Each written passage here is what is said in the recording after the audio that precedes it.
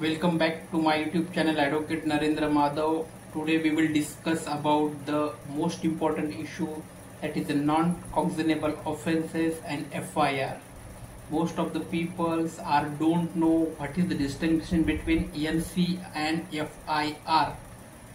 बऱ्याच लोकांना ह्याची जाणीव नसते की NC म्हणजे काय आणि FIR म्हणजे काय, ह्या दोघांमध्ये कुठल्या पद्धतीचा फरक आहे याची जाणीव बऱ्याच लोकांना नसते.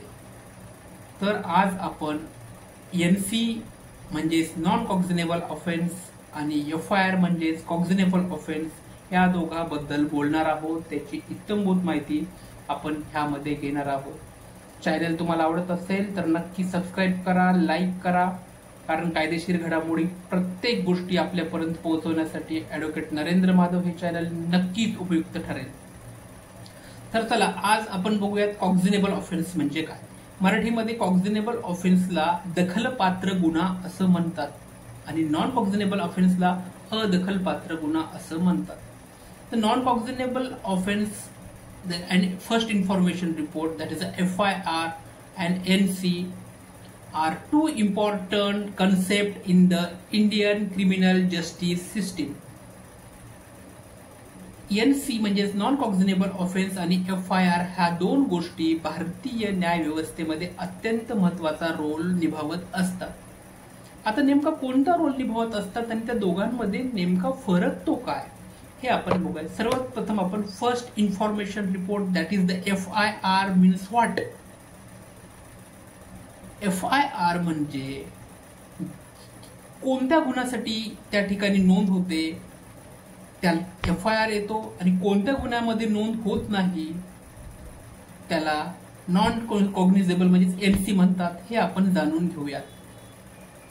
पहिल्यांदा FIR म्हणजे police can arrest without warrant.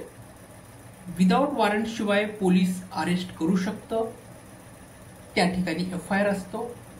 Second, investigation begins immediately. जेव्हा एखादा ऑफेन्स घडत असेल त्यावेळेस इन्व्हेस्टिगेशन प्रोसेस लगेच चालू होते. तिसरा निकष आहे complaint is filed and FIR is register. जेव्हा एखादी कंप्लेंट फाईल झाली असेल आणि गुन्ह्याचं स्वरूप हे दखलपात्र असेल, that is a non cognizable offence त्या ठिकाणी नसेल, कॉग्निनेबल ऑफेन्स त्या ठिकाणी असेल, तर FIR लगेच फाईल होईल, तो रजिस्टर होईल, अशा ठिकाणी आपल्याला पाहायला मिळतं. आता जो FIR आहे हा FIR पूर्वी क्रिमिनल प्रोसिजर कोड जे आहे त्या क्रिमिनल प्रोसिजर कोडच्या सेक्शन 154 मध्ये FIRचा दाखला आपल्याला दिला होता. आता त्यामध्ये बदल झाला. भारतीय नागरिक सुरक्षा संहिता, दॅट इज BNSS नुसार सेक्शन 173 म्हणजेच सेक्शन 173 मध्ये FIR ची संपूर्ण माहिती आपल्याला मिळते. आता आपण NC कडे वळूयात. कोणत्या ऑफेन्समध्ये NC फाडली जाते की त्या ऑफेन्समध्ये those offence which are related to the non cognizable in nature. Non cognizable म्हणजे मराठीमध्ये त्याला अदखलपात्र गुन्हा असं म्हणतात. ज्या गुन्ह्याचं स्वरूप हे अदखलपात्र आहे, दखल घेण्याजोगा तो गुन्हा नाही, अशा गुन्ह्यामध्ये नॉन कॉग्निनेबल ऑफेन्स म्हणजेच NC फाडली जाते किंवा NC द्वारे तो गुन्हा दाखल केला जातो असं आपण म्हणतो. आता याचं स्वरूप काय. नंबर 1 असा आहे की magistrate permission is required for any investigation. जेव्हा एखादा NC ऑफेन्स झाला असेल तर त्यावेळेस मॅजिस्ट्रेटची जी आहे ती परमिशन घेणं रिक्वायर आहे, ती परमिशन घेणं अत्यंत आवश्यक आहे इन्व्हेस्टिगेशन प्रोसेससाठी. सेकंड ऑप्शन असा आहे की त्यामध्ये police can not arrest without warrant. जेव्हा एखादा NC नॉन कॉग्निनेबल स्वरूपाचा गुन्हा दाखल झाला असेल तर त्यामध्ये पोलिसांना पॉवर नाही, police can not power arrest without warrant. Warrant शिवाय पोलीस कुणालाही अटक करू शकत नाहीत. हे झालं NC स्वरूपाच्या गुन्ह्यामध्ये. पोलिसांना त्या ठिकाणी वॉरंटच आवश्यक आहे, मग ते न्यायालयीन वॉरंट त्या ठिकाणी पोलिसाला लागेल, त्यावेळेसच पोलीस आरोपीला अटक करू शकतील. त्यानंतर तिसरं इन्ग्रेडियंट्स यामध्ये NC मध्ये आपल्याला पाहायला मिळेल की complaint is filed but no FIR is register. ज्यावेळेस कंप्लेंट एक NCच्या स्वरूपात फाईल होते त्यावेळेस FIR रजिस्टर होत नाही किंवा FIR ची नोंदणी होत नाही, फक्त NC स्वरूपातला तो गुन्हा त्या ठिकाणी असतो, त्याचं रूपांतर FIR मध्ये होत नाही. हे झालं नॉन कॉग्निनेबल ऑफेन्स मध्ये. तर आता भारतीय नागरिक सुरक्षा संहिता BNSS मध्ये सेक्शन 174 174 मध्ये एनसी स्वरूपातले गुन्हे दिलेले आहेत. आणि आपण सीआरपीसीचा जर विचार केला तर सीआरपीसीच्या सेक्शन 2C मध्ये सीआरपीसीच्या जुन्या कॉग्झिनेबल आणि सेक्शन 2I मध्ये नॉन कॉग्झिनेबल ह्या स्वरूपातल्या गुन्ह्यांची आपल्याला माहिती पाहायला मिळते. आपण पाहूयात की Wien file non cognizable offence केव्हा फाईल होऊ शकतं. नंबर 1, सिव्हिल स्वरूपाचा डिफेंड असेल. ज्यावेळेस एखादा डिस्प्यूट हा सिव्हिल स्वरूपाचा असेल, सिव्हिल स्वरूपाचाच त्या ठिकाणी गुन्हा दाखल झाला असेल तर एनसी त्या ठिकाणी होते. सेकंड, मायनर डिस्प्यूट असेल, गुन्ह्याचा प्रकार अत्यंत छोटा असेल, मायनर स्वरूपातला असेल तर त्या ठिकाणी नॉन कॉग्झिनेबल स्वरूपाचा गुन्हा दाखल होतो. आणि थर्ड आहे की नॉन सिरियस ऑफेन्सेस, ज्या ठिकाणी ऑफेन्सेसचं जे नेचर आहे ते सिरियसनेस त्या ठिकाणी जास्त नाही, अशा ठिकाणी नॉन कॉग्झिनेबल स्वरूपाचा गुन्हा आपल्याला नोंदवला येतो.